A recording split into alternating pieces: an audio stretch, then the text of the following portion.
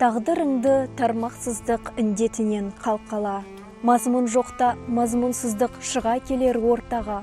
Әр адамның өз анасынан басқа да ғұмырыны мәңгі етер астана. Демеп жүрер, жебеп жүрер арқада, болу керек құдіретті төрт ана. Туған жері түп қазығы айбыны, туған тілі мәңгөнеге айдыны, жан байлығы салт дәстүрі тірегі қадамына шуақ шашар үнемі.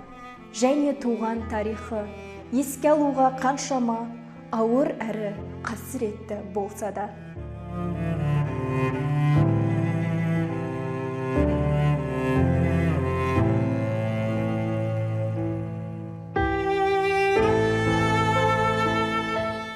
Құдірет жоқ төрт анаға тең келер, онсыз санаң қаңбаққа ұқсап сенделер. Өзге ананың ұлылығын танымас, төрт анасын менсінбеген пенделер. Төрт анадан сенім таба алмаған, тамырсыздың басы қайда қалмаған. Төрт ананы сыйламаған халықтың ешқашанда бақ жұлдызы жанбаған.